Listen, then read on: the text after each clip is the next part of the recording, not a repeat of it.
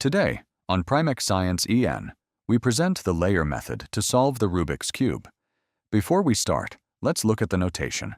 Calmly. Each letter is a face of the cube and its turn. R is the right face and L the left. U is the top face and D the bottom. F is the front and B the back. Notice how each letter turns only its face and comes back. If a letter has an apostrophe, that same face turns, but the other way. And if it has a 2, instead of a quarter turn, you make a full half turn. You'll use these names in every step, so take your time. You build it in layers, from the bottom up. You can start with any color. The color of each face is just an example. Once you finish a layer, it stays. We scramble the cube. Now, let's solve it step by step. Step 1. The cross on the bottom face. In this example, the yellow one. An edge is a border piece, the one with 2 colors.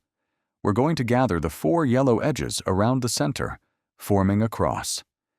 Each edge is already waiting on the top face, right above where it belongs. To bring it down, we turn its face a half turn and it drops into place. Calmly, one by one.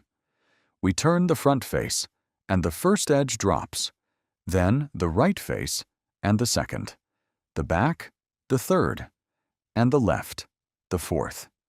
Each turn places an edge without moving the ones already set.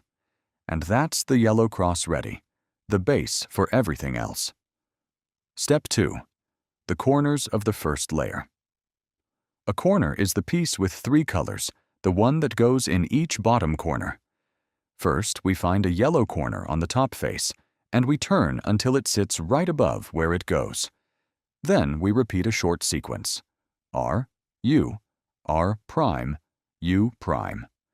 With each round, the corner drops a bit and settles. We repeat calmly until it goes in with the yellow facing down. We do the same with all 4 corners, one by one. Since that sequence returns the cross to its place, the first layer is complete.